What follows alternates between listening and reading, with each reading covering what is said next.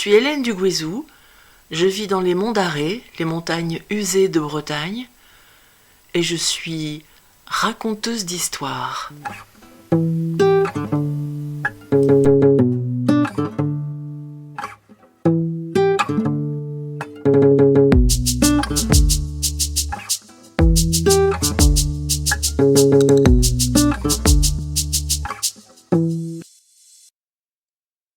Et si, et si, et si Marie-Angèle Duval n'était pas née fille bretonne, paysanne et pauvre? Cédons à l'Uchronie et rêvons en technicolore. Imaginons.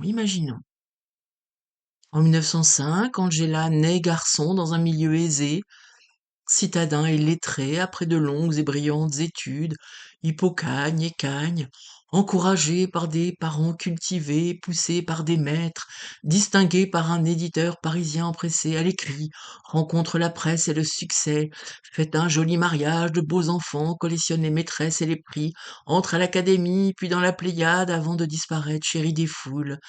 Un président, des trémolos dans la voix, dépose avec affectation un simple crayon gris sur son cercueil dans la cour des Invalides.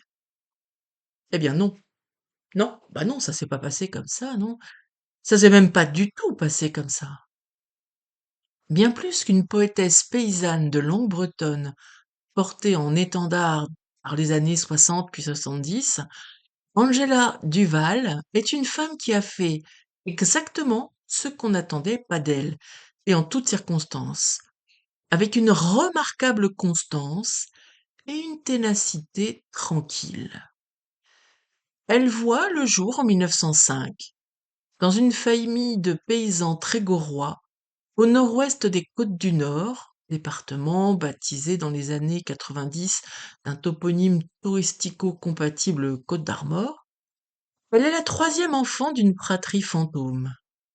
Elle ne connaîtra jamais en effet ses grands frères et grandes sœurs, et grandit donc seule entre ses parents dans la cour de la ferme familiale. Arrachée comme beaucoup d'enfants à un cocon breton structurant, elle est confrontée avec une certaine violence à la langue française qui lui est imposée, comme à ses pairs, par l'école de la République. Elle ne fréquente l'école des sœurs du bourg voisin que quelques années, de 8 à 12 ans, avant de la quitter définitivement pour la vie à la ferme. Pour moi, l'enfance s'est terminée le jour où l'on m'a envoyée à l'école. L'école, un monde de paradoxes, un monde cruel, mais aussi prodigieux, séduisant et magique. Va, je ne te hais point en quelque sorte.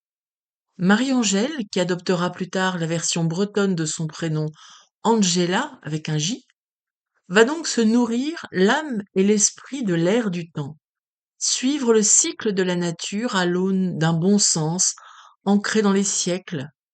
Elle cultive et se cultive, ne ménage pas sa peine aux côtés de ses parents, puis seule lorsqu'ils auront quitté ce monde. Car Angela ne convolera jamais, même si quelque beau marin à pompons aura, dit-on, fait chavirer son cœur dans les années 20, elle dira: le marin que j'aime, il est loin d'ici, comme la comptine. Elle épouse la terre. La terre, c'est la seule chose pour laquelle il vaille la peine de vivre et de mourir, dira-t-elle au soir de sa vie. Les jours succèdent aux jours, les saisons aux saisons. Après les labours et les semailles, viennent les fenaisons et les moissons. Après les mois noirs, Noël et jour de l'an, voilà les Pâques, puis la Saint-Jean qui embrasse tous les hameaux de la paroisse. C'est d'un monde qui disparaît inexorablement, dont finit par témoigner Angela, qui, une fois le jour enfui et les travaux de la ferme accomplis, couche sur des cahiers d'écoliers, des dos de courriers et d'enveloppes et des bandes d'expédition des journaux, on ne gâche rien, des poèmes singuliers et sensibles en breton. On est au mi-temps du siècle et l'abbé Marcel Clerc, directeur de la revue catholique Barréole, l'oriente sur Arbel Keltiek, revue généraliste dirigée par Reparsémont. Paysanne peu lettrée, Pauvre, vieille fille et quinquagénaire, mais intensément libre, elle y est publiée avec l'enthousiasme des cercles restreints. Les lecteurs bretonnants, essentiellement universitaires, tombent sous le charme de la langue ciselée et authentique de la poétesse de la terre. Une providentielle émission de télévision de l'ORTF, qui en dessine un portrait sensible en 1971, l'expose dans la petite lucarne si populaire. On l'y voit, simplement et sobrement assise au coin de l'âtre, ou dans un pré, son chien sur les genoux, qui partage avec un interlocuteur empathique, André Voisin, et un formidable accent, ses H aspirées et ses R roulées sont un vrai bonheur, son quotidien, son souvenir, ses regards impertinents sur ses contemporains. Elle parle de la disparition de la langue bretonne, de la société paysanne, des fêtes et des talus, de l'amour de sa vie, du labeur de la terre, des champs et des animaux nommés, soulignant que lorsque les mots manquent aux hommes et aux femmes, c'est le sens qu'ils tentent de donner au monde qui s'obscurcit. Elle se livre sans fard, et sa belle simplicité séduit la France des 30 glorieuses arrogantes. Mais cette soudaine notoriété génère aussi un flot montant de courtisans qui se succèdent dans la cour de sa ferme qu'elle ne quittera jamais. Je suis née là, j'ai toujours vécu là, ça fait partie de moi-même. Qui n'a pas de terre n'a pas de racines, écrit-elle. Alors que la société paysanne bretonne d'hier disparaît et que la langue s'efface, ses vers deviennent des bouées et ses poèmes un amer dont les intellectuels, les chanteurs, les universitaires bretons vont se saisir.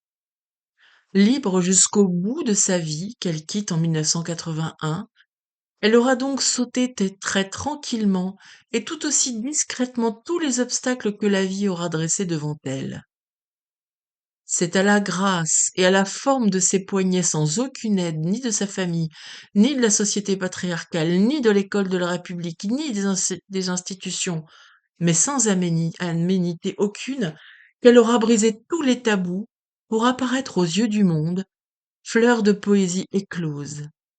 Ses œuvres numérisées, donc elles sont désormais publiées sur Gallica de la BNF, donc la Bibliothèque nationale de France.